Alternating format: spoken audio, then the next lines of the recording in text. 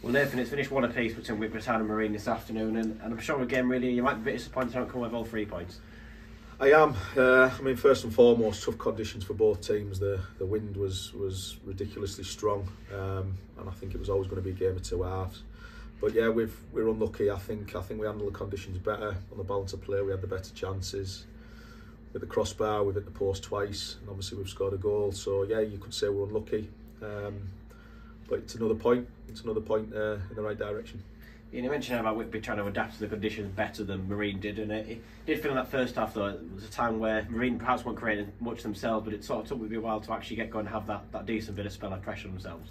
I think it was always going to happen. We knew we were going to be camped in our half. Like I say, the wind was strong. We knew we were going to be up against it, but I think we got to a point probably 20 minutes in, and we probably had a 10-minute spell where, quite surprisingly, we strung some passes together and we got into the Marine half, and we put a bit of pressure on them, and from that we've hit the crossbar. So you know, we handled the first half pretty well, and I think their goal coming against the run of play, I think, was a bit of a sucker punch, but I think we were quite thankful, you know, only to concede a goal with such a strong wind going into half time. Yeah, looking at that goal as well, it's one of those you like look back and think, you know, good strike from the lad, but at the same time I think defensively probably got a few things you're disappointed with there. Yeah, but it's hard out there. It's hard out there. I'm not going to be too harsh on the defence. You know, the kids crossed it. It's blowing a hoolie out there, and we've headed it back into a danger zone. But the kid, fair play to him. What a strike that is. It's, you know, it was a brilliant, well taken goal. Great technique, and you know, sometimes you've got to applaud it.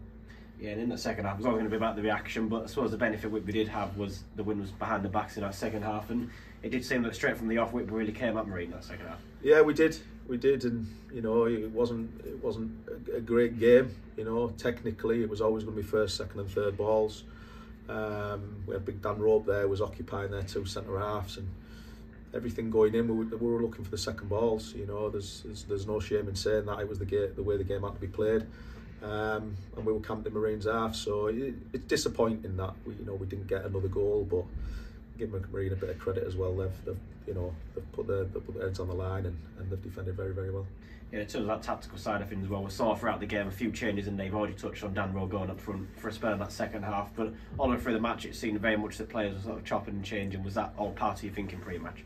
Yeah, we're just being brave. I mean, at the end of the day, we wanted to win the game, and to win the game, we had a real attacking bench. Every player on the bench was attack minded, and we were just looking for different ways to try and break Marine down. And the introduction of Nath Thomas, he does like shooting a lot from the edge of the box. As it was, he's had a couple that just didn't come off. So it was more really, it was tactical in the sense that we wanted to go try and win the game. Yeah, and then it sort of just felt like it, you know, was going to be a share of spoils once that chance at the end comes in. Brad Future on return hitting the post, and that was kind of that moment with Arkane will have to sort of take the point from now. Yeah, they're the key moments in games, aren't they? Brad's done everything right, but then again, their keeper's done everything right as well, and you know, you've got to take your hat off to him. It was a brilliant save. That's what he's there to do, and you know, that's a key moment in the game for them to come away with a point. Otherwise, it'd have been 3-2 us. Yeah, and just looking ahead, it's a sort of quick turnaround. Really, Boxing Day up at Morpeth for. Once again, hopefully, as long as the wind's not playing a part, that's got potential to be a real good football match in a free. Yeah, listen, they're a footballing team. They're a good footballing team, and as are we. The surface will be perfect. You know, they play on a 3G surface, so we're looking forward to it. It's another opportunity for us. We're good away from home, but we know they're no mugs, and we know they're a very good team. So we're going to have to be at our best. That goes without saying. It's not been a great place for us to go in the past, but you know, we'll be ready for it. Yeah, in terms of the personnel as well, you mentioned Nathan Thomas earlier on. What do you feel that he'll bring to the side and moving forwards? He's a final third player. He makes things happen in the final third. Very, very good player. He's not fit yet. He's spent a bit of time out.